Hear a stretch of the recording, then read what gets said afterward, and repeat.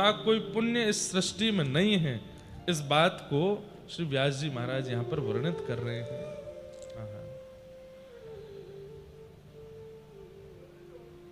और क्या क्या लिखा है? महाप्रभु जगन्नाथ जी के दक्षिणाभिमुख दर्शन कर श्री स्नान वेदी पर दर्शन करने से क्या होता है?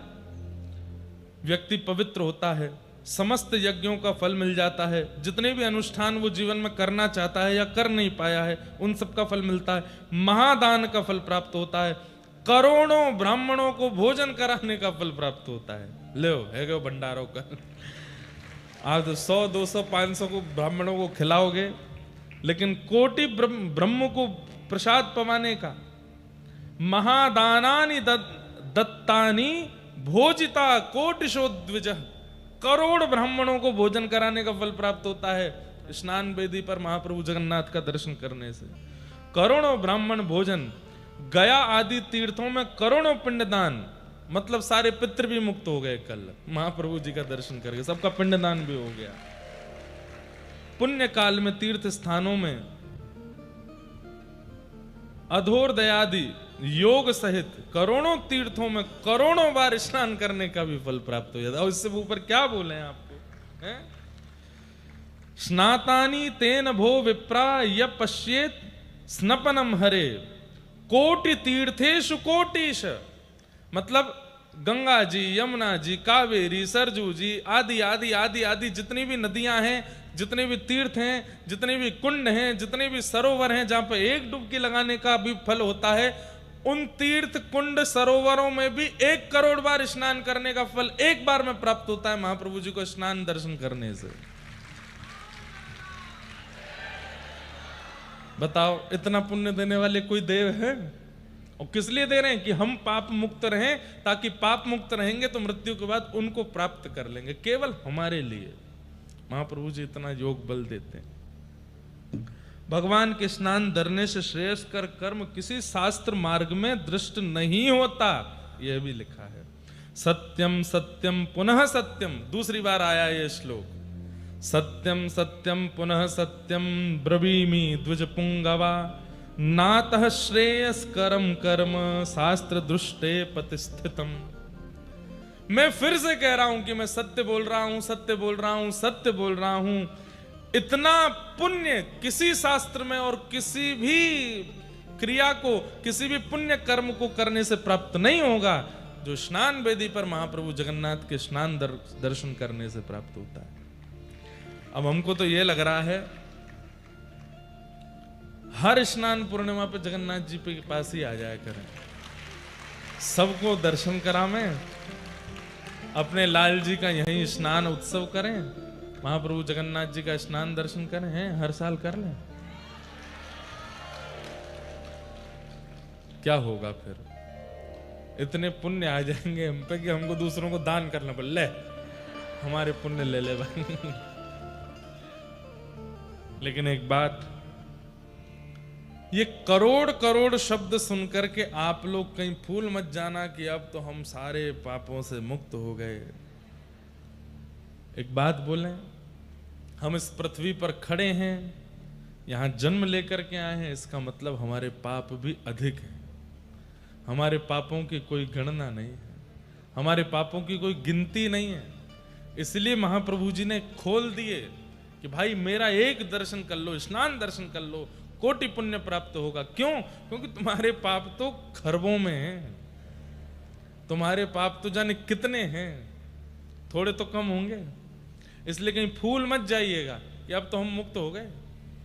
कहीं फ्लाइट में, ट्रेन में स्पर्श मत करना, हमारे अंदर बहुत ज्यादा पुण्य है, ऐसा नहीं करना। हमारे पाप तो इतने हैं कि ऐसा लगता है समुद्र में से केवल एक जग भर के जल निकाल दिया होगा। समुद्र अथाह तो अभी भी भरा पड़ा है। इसलिए कहीं एक बार स्नान दर्शन करने के बाद आप मन बना लो कि बस अब तो हो गया सब, अब कुछ करने की आवश्यकता नहीं। ठीक है, पुनर्जन्म नहीं होगा, पुनर्जन्म, लेकिन पूर्व के भी तो नष्ट करने। तो हर साल जब तक जीवित हो स्नान दर्शन करते ही रहो। ठाकुर जी के रथ आरूढ़ होने का दर्शन उसकी अलग महिमा है, लेकिन कह दें तो कोई अतिशयोक्ति नहीं, किंचित तनिक ज्यादा महिमा ठाकुर जी के स्नान दर्शन की है। ये बात तो यहां पर स्वयं कह रहे हैं, नातः श्रेयस कर्म कर्म शास्त्र दृष्टे, इससे श्रेष्ठ कर्म शास्त्र में मुझे दिखता नहीं है। भगवान को स्नान करते हुए देखना, पतिस्थितम। आहा, अब एक बात बहुत पते की, यदेव पुण्य मुदितम स्नान दर्शन कर्मणि। अगली बार, अभी तो हमने खंड खंड में कथा की, थोड़ा सा भगवान के प्राकट्य की कथा सुना दी, इंद्रद्युम्न राजा का थोड़ा थोड़ा प्रसंग सुना दिया, आज जैसे स्नान उत्सव सुना दिया।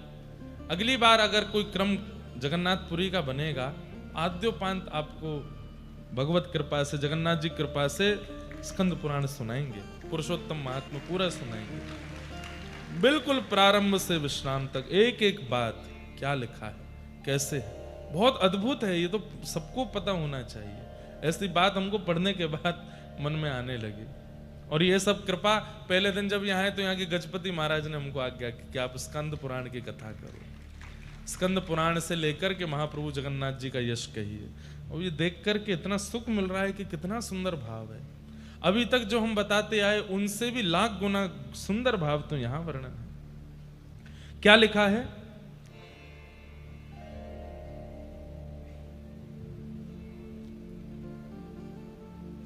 स्नान दर्शन। अब कई लोगों के मन में संशय आ गया कि महाप्रभु जगन्नाथ जी के ऊपर जब जल पधराया जा रहा था, वो दर्शन स्नान दर्शन है, या पहुंडी करके महाप्रभु जगन्नाथ जी जब स्नान वेदी पर विराजते हैं तब से लेकर रात्रि तक कभी भी दर्शन किया जाए उसको स्नान दर्शन माना जाता है। ये संशय मन में आ गया। तब कह रहे हैं, यदेव पुण्य मुदितम स्नान दर्शन कर्मणि तत्फलम वाप्नोति दृष्ट्वा मंचस्तमुच्यतम। बोले कि ठाकुर जी पहुंडी करके जब आते हैं और जैसे ही स्नान वेदी पर बैठते हैं और जब तक स्नान वेदी पर बैठे हैं तब तक दर्शन करना वो स्नान दर्शन ही है, उसका समान फल है।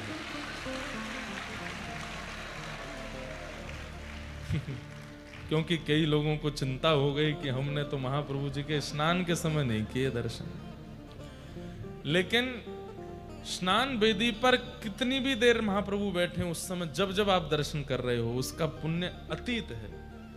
अब एक प्रश्न और, क्या एक एव जगन्नाथ, एक एक जगन्नाथ त्रिधा तत्र स्थितो द्विजा, एकैकस्यापि स्नपनं दर्शनं मुक्तिमुद्दितम्। किसी ने महाप्रभु जगन्नाथ जी का जलाभिषेक नहीं देखा, बलभद्र जी का नहीं देखा पर सुभद्रा जी का देखा था, या जगन्नाथ जी का नहीं देखा, सुभद्रा जी का नहीं देखा, बलभद्र जी का देखा था। हम लोगों के मन में आता है कि जगन्नाथ जो हैं वो केवल कालिया ठाकुर हैं, उन्हीं का दर्शन, उन्हीं का स्नान वही फल देगा। तब कह रहे हैं, बोले तीनों में से किसी के ऊपर भी जलाभिषेक दर्शन या किसी का भी दर्शन मंचस्थ किया हो, मतलब स्नान वेदी पर, कभी कभी भीड़ इतनी ज्यादा, सेवाएं थी, इतने आ गए कि महाप्रभु जी दिख ही नहीं रहे, लेकिन बलभद्र जी दिख गए, तो तीनों में से कोई भी दिख गया हो तो उसका समान पुण्य प्राप्त होता है, बिल्कुल इसमें कोई संशय नहीं है। एक एव जगन्नाथ, ये तीनों जगन्नाथ ही हैं, इनमें भेद मत कीजिए। और जब महाप्रभु जगन्नाथ का स्नान दर्शन कर रहे हो तब क्या बोलना चाहिए, अब ये कल तो नहीं बोल पाए लेकिन अगली बार आए तो बोलना है। जयस्व राम भद्रेति जय भद्रेति यो वदेत, जय कृष्ण जगन्नाथ जयेत्युच्चारयेन् मुदा। क्या बोलना चाहिए, एक बार हे कृष्ण जगन्नाथ, जब महाप्रभु जगन्नाथ का दर्शन करो, हे कृष्ण जगन्नाथ। हे राम, जब बलराम जी का दर्शन करो तब भुजा उठा करके हे राम, और मध्य में विराजमान हे सुभद्रे, ये 3 बार उच्चारण करना चाहिए। आपकी जय हो, आपकी जय हो, आपकी जय हो, जय जयकार हो। ये श्लोक बोलते हुए स्नान काल में भगवान के सन्मुख ये मंत्र उच्चारण करते रहना चाहिए। अभी हमारे पंडा जी आए थे जो मंच पर आके, वृंदावन के पंडा वे ही हैं, वृंदावन के लगभग सबके पंडा वे ही हैं। कल जब पहुंडी रात में दर्शन करने गए हम, तो उन्होंने कान में मेरे कहा कि जब ठाकुर जी पहुंडी करके निकलें तब मौन रहिएगा। जब ठाकुर जी सामने से निकलते हैं उस समय मौन रहिएगा, कुछ बोलिएगा नहीं, और हो सके तो केवल महामंत्र का उच्चारण या गुरु मंत्र का या जो आपका मंत्र हो बस वो बोलिएगा। मैंने कहा वैसे ही जब ठाकुर जी सामने आते तो कुछ और निकलता नहीं, जय हो जगन्नाथ की जय हो, यही निकलता है सबके मुख से। लेकिन उनका भाव था कि अपना गुरु मंत्र, अपने इष्ट मंत्र, महामंत्र, कोई भी मंत्र जब ठाकुर जी पहुंडी करके निकले उस समय यदि बोला जाए तो सिद्ध हो जाता है, वो पवित्र तो है ही, हमें उसकी सिद्धि प्राप्त हो जाती है। इस प्रकार महाप्रभु जी के जलाभिषेक दर्शन का फल बताया। अब उस अभिषिक्त जल को पान करने का और उससे स्नान करने का क्या फल है वो बता रहे हैं। क्या कह रहे हैं? भद्रासन में बैठ करके महाप्रभु जगन्नाथ जी के अभिषिक्त जल उसका पान करके उसको सिर पर धारण करना चाहिए, उससे स्नान करना। अब इतना तो मिलता नहीं कि स्नान हो, तो क्या करें, थोड़ा जल पी के जो थोड़ा बच जाए उसको ऐसे अपने सिर पर। अच्छा, ये पीना कैसे चाहिए ये तो किसी को आता ही नहीं है। ठाकुर जी का चरणामृत हो या वो सदैव बंधुओं हाथ में लेकर के इससे मुख स्पर्श नहीं होना चाहिए। ये आप या इतना, एक तो ऐसे मुद्रा बनाइए कि वो इतने में आ जाए और उसको सीधे मुख के अंदर स्पर्श मत कराइए, सीधा डालिए मुंह खोल करके। मुख में जाएगा, थोड़ा मुख पे लग जाएगा, उसको मुख पे पहुंच लीजिए। लेकिन महाप्रभु जगन्नाथ जी के मंदिर में कुछ झूठा नहीं होता, महाप्रसाद भी झूठा नहीं होता, जल भी झूठा नहीं। कल यहाँ पे ठाकुर जी का जो जब पहुंडी करते समय जल पीते हैं तो वो पधराया गया, तो हम पीने बोले नहीं मुंह लगा के पीजिए। मैंने कहा झूठ, अरे ये महाप्रभु जी का है, यहाँ पे कुछ झूठा नहीं होता, सब पान कर जाते हैं। पर फिर भी आप लोगों को ऐसे ही उसका पान करना चाहिए और सिर पर धारण कर लेना चाहिए। ऐसे में नहीं हो पाता तो ऐसे लेकर के उसको ऐसे धारण करना चाहिए ताकि हाथ आपका झूठा ना हो, अपवित्र ना हो। महाप्रभु जी के जल, स्नान युक्त जल का सेवन करने से और अपने सिर पर धारण करके उसका स्नान मानने, स्नान मतलब पूरा नहाना नहीं होता, केवल मस्तक पर धारण कर लो, नेत्रों से लगा लो, वक्ष पर लगा लो, ये स्नान है। उसका क्या है पुण्य? अपुत्रामृतवत्सा वा वंध्या वापि लभेत सुतम सुभगः सर्वलोकानां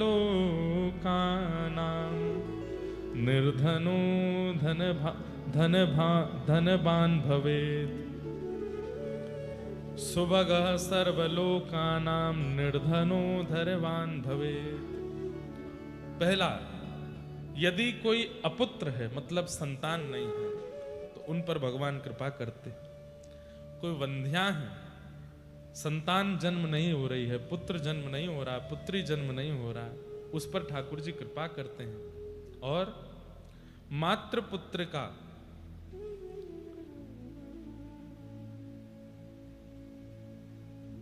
पुत्र प्राप्त होगा, पुत्री प्राप्त होगी। और जो निर्धन व्यक्ति है उसको धन प्राप्त होगा, उस पर भगवत कृपा बनी रहेगी और सर्वलोक प्रिय होगा। वो व्यक्ति ऐसी क्रिया, ऐसे कर्म करेगा कि सबको प्रिय लगने लग जाएगा। इसलिए महाप्रभु जगन्नाथ जी के जलाभिषिक्त जल को पान और उससे स्नान करने का ये फल है। दूसरा क्या कह रहे हैं? गोविरणी लभते पुत्रम दीर्घायुगुणवत्तरम गंगादिवर्षतीर्थानां स्नानजं फलमाप्नुतात्। अगर कोई गर्भवती माता है वो यदि उस जल का सेवन करे तो ठाकुर जी का परम भक्त बालक जन्म लेगा, भक्त प्रहलाद, भक्त ध्रुव जैसा बालक प्रकट होगा। और वो बालक अवश्य ही दीर्घ काल तक जीवित रहने वाला होगा, मतलब उसकी अकाल मृत्यु नहीं होगी। महागुणशाली पुत्र प्राप्त होगा। गंगा आदि समस्त तीर्थों के स्नान का फल उस बालक को प्राप्त हो जाएगा जिसका जन्म ही नहीं हुआ है। अगर गर्भ के समय माएँ इस जल का, ठाकुर जी के अभिषिक्त जल का पान कर ले। फिर क्या लिख रहा है कि कुष्ठ व्याधि युतो यो वै सर्वांग परिलेपयेत नश्यते नात्म संदेहो वाग्मी स्वाच्छस्तको विदः। किसी को कुष्ठ रोग हो गया हो, त्वचा की बीमारी, तो वो यदि ठाकुर जी के उस जल को अपने सर्वांगीण अंग पर लगा ले तो उसका कुष्ठ रोग ठीक हो जाता है और उसको समस्त रोग विनष्ट हो जाते हैं। जो भी रोग होंगे, उसके चर्म रोग हो चाहे भीतर का कोई रोग हो। सबसे बड़ी बात है कि कोई सांसारिक रोग तो क्या दूर करना, लेकिन हमारे अंदर जो विषय हैं, जो वासनाएं संलिप्त हैं, वो नष्ट होने लग जाती हैं। महाप्रभु जी के उस जल का पान करने से निश्चित ही यह पुण्य प्रदायक होता है। नातः पवित्रम भो विप्रा सर्वधुन्य भोपि कर्तितम यत यत कामयते चित्ते एहि कामोस्मिकम तथा। कह रहे हैं कि महाप्रभु जगन्नाथ जी के इस जल की महिमा इतनी है कि कोई पवित्र नदी भी उसकी उपमा को ग्रहण नहीं कर सकता। इतना पवित्र महाप्रभु जगन्नाथ जी का अभिषिक्त जल है, उसका पान करना चाहिए। ऐसे विष्णु स्नानावशेषेण तायेन लभ्यते फलम स्नान दर्शन नजम पुण्यम धर्मात्मा लभते ध्रुवम। कितना पुण्य प्राप्त होता है उसको प्राप्त करने से, इसका तो वर्णन नहीं किया जा सकता। अतएव मनीषी गणों का कथन है कि धर्मात्मा व्यक्ति को स्नान दर्शन जनित पुण्य निश्चित प्राप्त होता है और व्यक्ति को साल में एक बार महाप्रभु जगन्नाथ जी का स्नान दर्शन अवश्य अवश्य अवश्य करना चाहिए। इस प्रकार महाप्रभु जगन्नाथ जी का स्नान दर्शन होता है। अब एक पन्ना पलट ही रहा था मैं, तो मैंने एक बात और पढ़ी, एक बात और सुनी। वो क्या? महाप्रभु जगन्नाथ जी जब स्नान वेदी पर विराजमान होते हैं, स्नान वेदी से जब वापस मंदिर की ओर मुड़ते हैं तब दक्षिणाभिमुख यात्रा करते हैं। तो एक बार ठाकुर जी जब स्नान वेदी से उतर करके जब इधर की ओर देखते हैं तब ठाकुर जी दक्षिणाभिमुख होते हैं। उस समय ठाकुर जी का यदि कोई दर्शन कर रहा है तो तस्मिन् काले हरिम पश्येत व्रजंतम दक्षिणामुखम रामम भद्राम च यो मर्त्यो न स प्राकृत मानुषः। वो सामान्य मानव नहीं है जो उस समय ठाकुर जी का दर्शन कर रहा है। तो जिन जिन को हम खींच के ले गए थे रात में, हमको तो बलभद्र जी का दर्शन पहुंडी करने के बाद में फिर हम वापस आ गए थे, क्योंकि स्वास्थ्य थोड़ा अनुकूल नहीं लग रहा था, सुबह कथा कहनी थी। लेकिन मुझे दिक्कत नहीं है, मैं तो फिर भरपाई कर लूंगा। मैं रथ यात्रा में फिर से आ जाऊंगा, कैसे भी आ जाऊंगा। मैं तो कहीं भी मैं तो कर लेता हूं, महाप्रभु जी की कृपा कर दे। और ये मुझे विश्वास, अभिमान नहीं है, विश्वास है कि वो फिर से बुला लेंगे। तो मैं तो निकल गया था, लेकिन बाकी सबको मैं रोक के गया। मैंने कहा अभी बलभद्र जी गए, सुभद्रा जी, जगन्नाथ जी आएंगे, दर्शन करके ही लौटना। इसका फल सामान्य नहीं हो सकता। महाप्रभु जी पहुंडी करते हैं, उसका बहुत बड़ा फल है। क्या फल है अब यहां वर्णन कर रहे हैं। भगवान की दक्षिण मुखी यात्रा देखने के लिए जो व्यक्ति खड़ा रहता है, धर्म शास्त्र समूह में जो कुछ धर्म कार्य वर्णित हैं वे सब उस समय उसको हो जाते हैं, उसको प्राप्त हो जाते। जितने भी धर्म कार्य शास्त्रों में वर्णन किए गए हैं, संध्योपासन का, गायत्री अनुष्ठान का, तीर्थ यात्राओं का, सुंदर नदी स्नान का। कल ठाकुर जी की पहुंडी दर्शन की कितनों ने थी हाथ ऊपर करना, रात्रि में जब वापस लौट रहे थे। आप लोग भी हाथ ऊपर कीजिए। और कौन था हमारे परिकर में से? हाँ, जिनको खींच खींच के ले गए थे हम, आप सब ने किए। भगवान की दक्षिण मुखी यात्रा देखने के लिए जो व्यक्ति खड़ा रहता है धर्मशास्त्र समूह में जो कुछ धर्म कार्य वर्णित हैं वे सब उस समय उसको प्राप्त हो जाते हैं। जो मनुष्य स्नात भगवान मुरारी के दक्षिणाभिमुख गमन काल में दर्शन करता है वह स्नान दर्शन हेतु समस्त पुण्यों को प्राप्त कर ले। मतलब पूरे दिन दर्शन नहीं कर पाए, रात्रि में दक्षिणाभिमुख ठाकुर जी का दर्शन कर लेते हैं तो पूरे दिन दर्शन, सामने खड़े रह के दर्शन करने का जो फल पंडा पुजारियों को प्राप्त हो रहा है वो रात्रि की पौंडी देखने से प्राप्त हो जाता है। इतना फल ठाकुर जी के सुंदर उस भाव का यहां पर बताया गया है।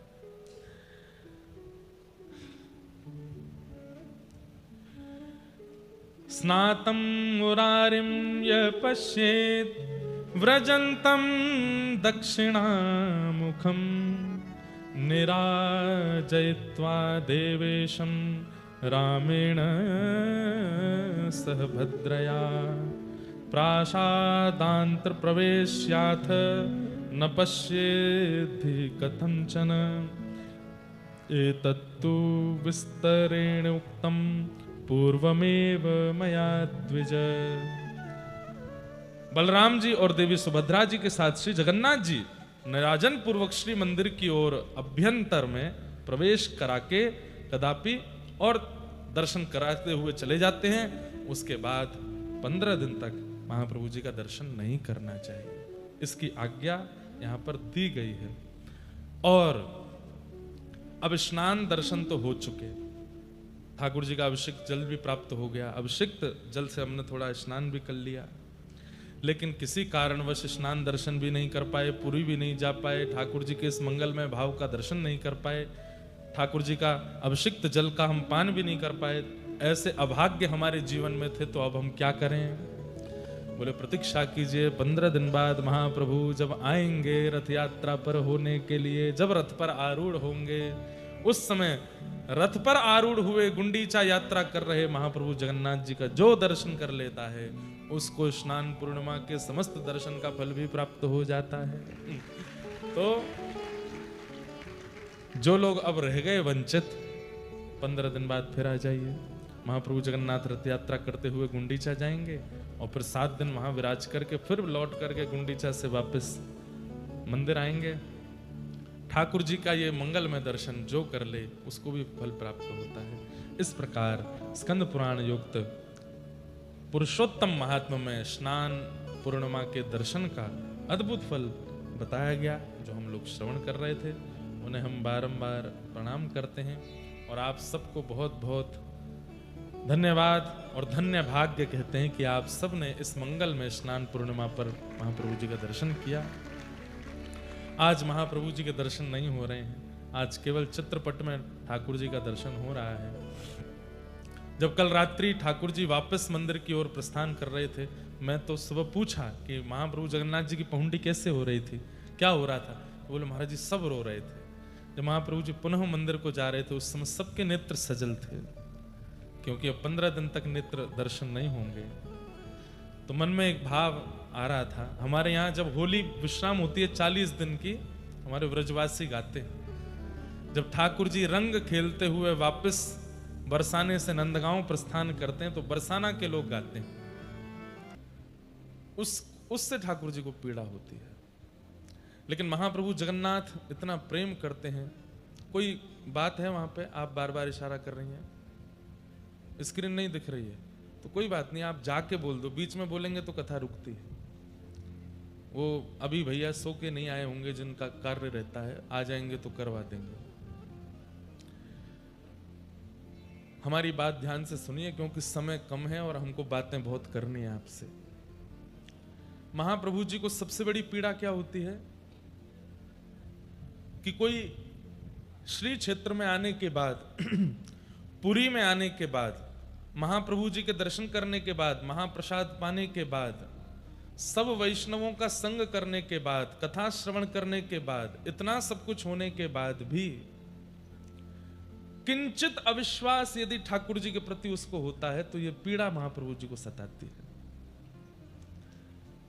इस क्षेत्र में आने के बाद, इतनी कृपा का अनुभव करने के बाद मेरा कल्याण होगा कि नहीं होगा, ये संशय जो उस व्यक्ति को होता है, ये पीड़ा महाप्रभु जी को सताती है।